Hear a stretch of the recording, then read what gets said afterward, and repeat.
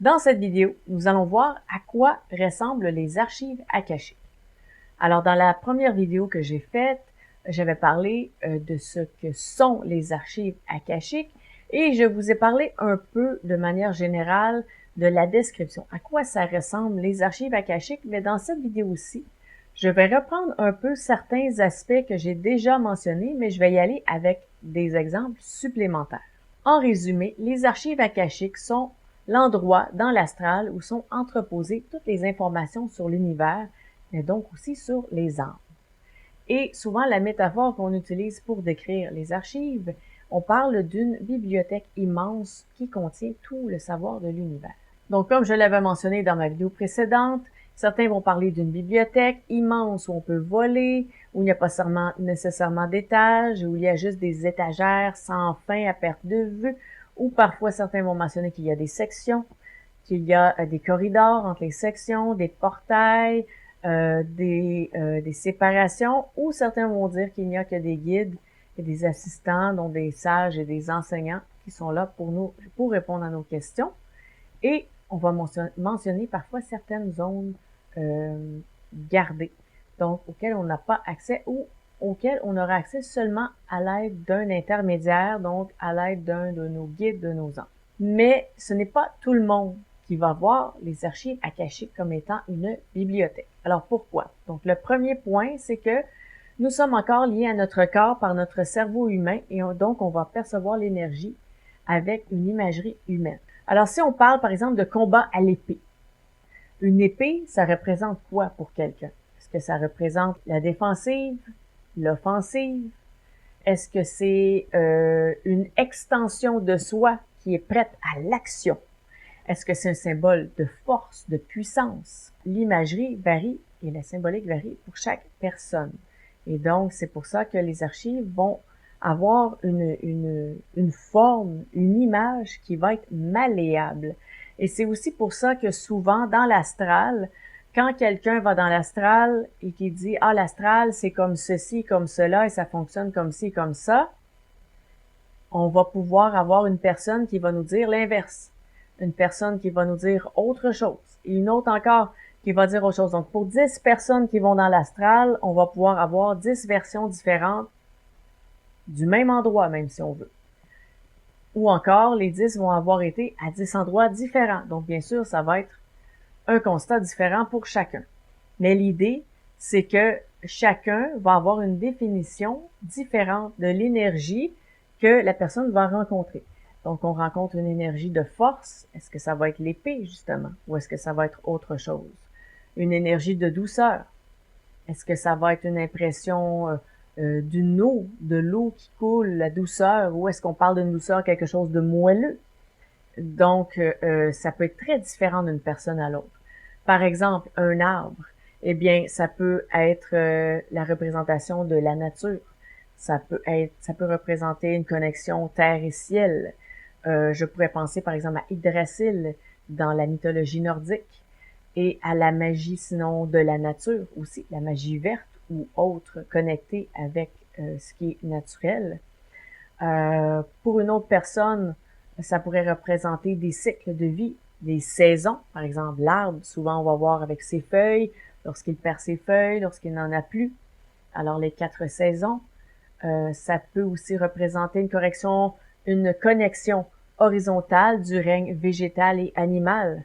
Ça peut représenter les poumons de la Terre aussi. Donc, lorsqu'une énergie se présente à vous dans l'astral, eh bien, votre âme, qui est encore liée à votre cerveau, va tenter de représenter l'essence de l'énergie qui est là pour que vous puissiez être apte à la comprendre. Et c'est la même chose avec les archives akashiques. Ensuite, d'autres personnes ne l'apercevront pas du tout sur une forme d'image parce qu'ils vont plutôt recevoir de la guidance. Donc, au lieu de voir le lieu, au lieu de visualiser vraiment l'endroit, eh bien, et ça va être un peu comme s'il se retrouve carrément dans le livre, les livres ou le livre de son âme. Il va être comme à l'intérieur, il va être relié directement avec l'information et va comprendre ce dont il s'agit, sans nécessairement avoir besoin de voir le décor autour ou de voir la symbolique des énergies qui sont présentes. C'est possible que la personne se connecte directement à l'info et que ce ne soit que ça qu'elle reçoit. Et ça peut être reçu sous forme de voix, d'image, et ainsi de suite. Alors, la troisième raison pourquoi ça va être différent d'une personne à l'autre, c'est qu'on ne visite pas les archives pour les mêmes raisons.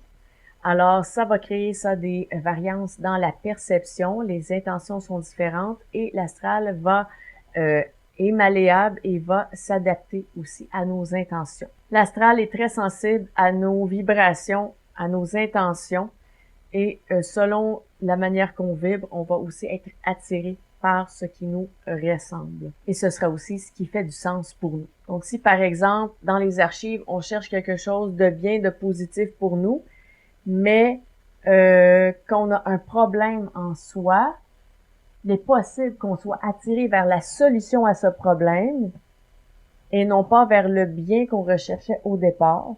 Donc, on pourrait être détourné parce que notre âme, elle veut vraiment être libre.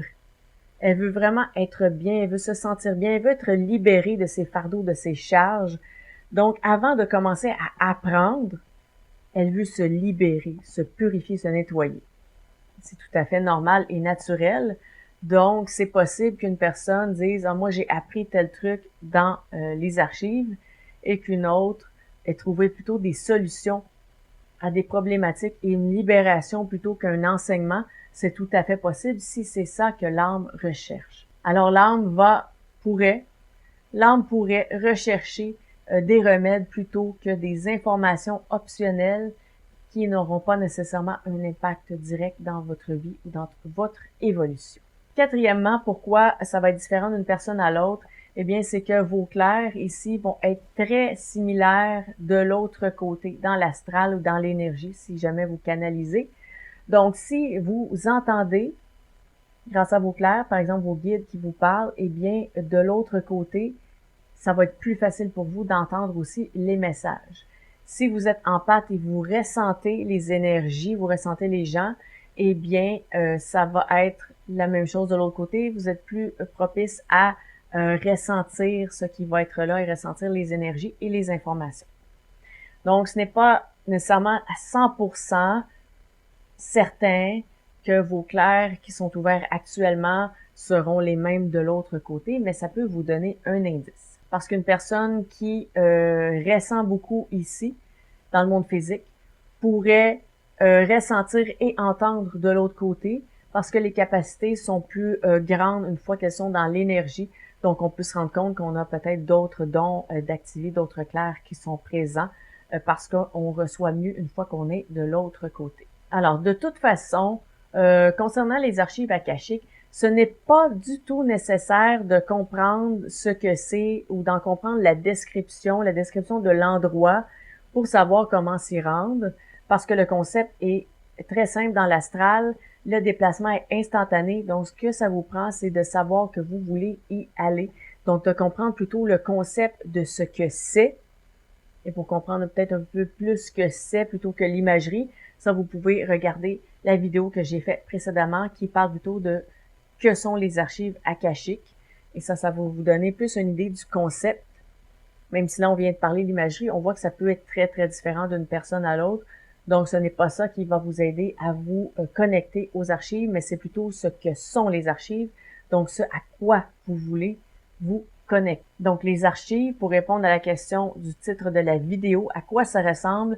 Eh bien, ça ressemblera à ce que vous voudrez en percevoir ou ce que vous êtes capable de percevoir ou ce qu'on vous permettra de percevoir. Ça, c'est aussi une autre chose. Parfois, dans l'astral, il y a certaines limitations. Elles sont là pour votre bien et elles sont supervisées par vos guides et vos anges gardiens. Donc, il n'y a pas de problème pour ça. Les limitations, souvent, ce qu'il faut se dire, c'est on ne met pas la faute sur nos guides ou nos anges. Si les limitations sont là, souvent, c'est des choix qu'on a fait nous-mêmes avant de s'incarner. Donc, on a décidé certaines choses et eux sont là pour superviser afin que ça se passe comme on l'avait décidé avant même notre incarnation. Ou sinon, eh bien, les règles, les limitations peuvent provenir tout simplement de l'astral. Donc, c'est régi par l'astral lui-même. Et donc, on doit jouer dans ces limites, dans ces lois-là qui existent déjà et qui ne sont pas de notre ressort. et qui sont aussi très différentes lorsqu'on est incarné. Ce que je veux dire, c'est que lorsqu'on est dans l'astral, parce qu'on n'a pas de corps, on n'est pas incarné dans un corps, eh bien, les règles sont différentes. On peut aller à beaucoup plus d'endroits, on peut savoir plus de choses, et les déplacements sont plus larges et variés, si on veut. Tandis que lorsqu'on est incarné, donc on est dans un corps, et qu'on est lié à notre corps, eh bien, là, les règles sont différentes. On ne peut pas aller partout dans l'astral, on peut aller seulement à certains endroits, c'est parce que nous sommes liés à notre corps, donc ce lien, cette connexion ne permet pas d'aller partout, n'importe où dans l'astral, ni de voir tout et n'importe quoi, n'importe comment. Donc, un petit peu plus de limitation tant qu'on est incarné. Mais une fois que notre âme se libère et retourne dans l'astral, il y a beaucoup plus de possibilités. Donc, il y a cette dimension-là aussi qui vont créer des différences pour chacun. Alors voilà, si vous avez des questions, des commentaires, laissez-les au bas de la vidéo. Ça pourrait peut-être m'inspirer d'autres vidéos sur le sujet des archives akashiques. Alors, dans la prochaine vidéo, je vais vous parler des méthodes de connexion aux archives, ce qui pourra peut-être vous intéresser. Donc, si vous avez aimé, je vous invite à cliquer sur j'aime. Je compte les j'aime pour savoir qu'est-ce qui vous intéresse le plus. Si vous pensez que ces informations pourraient servir à quelqu'un que vous connaissez qui se questionne sur le sujet des archives akashiques, je vous invite à lui partager la vidéo. Et si vous n'êtes pas déjà abonné, sachez qu'il y aura au moins minimum une autre vidéo sur le sujet des archives akashiques. Et selon vos questions, vos commentaires, peut-être qu'il y en aura encore plus. Et si vous êtes déjà abonné, eh bien, vous saurez lorsque les nouvelles vidéos paraîtront.